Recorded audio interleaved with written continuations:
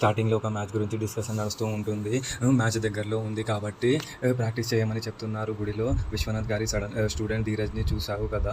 అతను చాలా ఎఫిషియెంట్, నువ్వు కూడా అలాగే ట్రైన్ అవ్వాలి అని సజెషన్ ఇస్తూ ఉంటారు. కానీ మన హీరో ఏమో ఆ స్టూడెంట్ గుడిలో కొబ్బరికాయ సరిగ్గా కొట్టలేడు, ఇంకా మ్యాచ్‌లో ఏం కొడతాడు అని జోకులు వేస్తూ ఉంటారు. గుడిలో కలిసిన అమ్మాయి గురించి సుధా డీప్‌గా ఆలోచిస్తూ ఉంటాడు. ఆ అమ్మాయి మాట్లాడుతుంటే నాకు చాలా బాగా నచ్చింది, చాలా క్లోజ్ పర్సన్‌లా అనిపించింది అని తన భర్తతో చెప్తూ ఉంటుంది. ఒక స్టేజ్‌లో మన అమ్మాయి ఉంటే కూడా అలాగే ఉంటుందేమో అని ఎమోషనల్ అవుతూ ఉంటుంది. గతానికి సంబంధించిన గట్టి బాధ సుధాలో కనిపిస్తూ ఉంటుంది. కట్ చేస్తే ప్రీతి సడన్గా నిద్రలో నుండి ఉలికిపడి లేస్తుంది.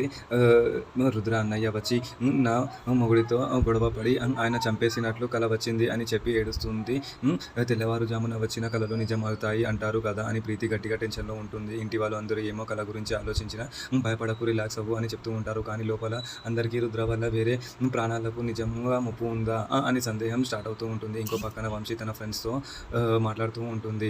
ఫ్రెండ్స్ ఏమో బైక్ రైడింగ్కి పద పిలిస్తే వంశీ మాత్రం మా అన్నయ్యకి తెలుసు కాళ్ళు ఇలా కొడతాడు, నేను రాను అని స్ట్రిక్ట్గా చెప్తాడు. కానీ అందరూ ఈ ఏజ్లో కాకపోతే ఎప్పుడు ఎంజాయ్ చేస్తామని చెప్తూ ఉంటారు.